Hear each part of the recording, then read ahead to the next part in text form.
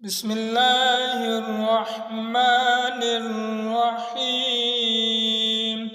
حضرت ابو سعید خدری رضی اللہ تعالی عنہ سے روایت ہے کہ انہوں نے کہا، رسول اللہ صلی اللہ علیہ وآلہ وسلم نے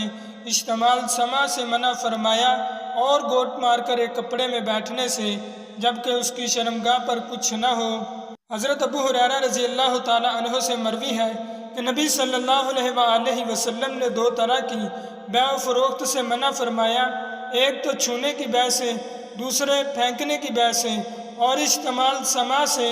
اور ایک کپڑے میں گوٹ مار کر بیٹھنے سے۔ حضرت ابو ہریرہ رضی اللہ تعالیٰ عنہ نے فرمایا،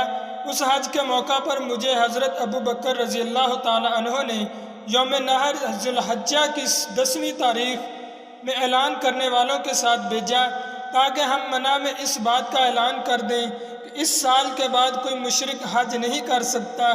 اور نہ کوئی ننگا بیت اللہ کا طواف کر سکتا ہے۔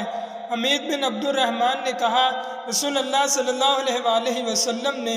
ابو بکر رضی اللہ تعالیٰ عنہ کو بھیجنے کے بعد ان کے پیچھے حضرت علی رضی اللہ تعالیٰ عنہ کو بھیجا اور ان کو یہ حکم دیا کہ سورۃ برات سنا دیں۔ ابو ہریرہ رضی اللہ تعالیٰ عنہ نے کہا، تو ہمارے ساتھ منع میں 10ویں تاریخ حضرت علی رضی اللہ تعالیٰ عنہ نے بھی یہ سنایا اس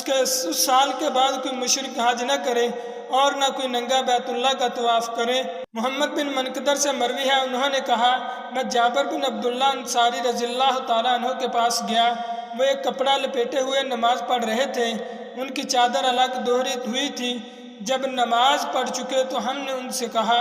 ابو عبداللہ یہ جابر رضی اللہ تعالیٰ عنہ کی کنیت ہے، تم چادر ساتھ ہوتے ہوئے بھی بغیر چادر کے نماز پڑھتے ہو؟ انہوں نے کہا، ہاں، میں نے یہ چاہا کہ تمہاری طرح جو لوگ جاہل ہیں وہ مجھ کو دیکھیں۔ میں نے نبی صلی اللہ علیہ وآلہ وسلم کو اسی طرح ایک کپڑے میں نماز پڑھتے دیکھا۔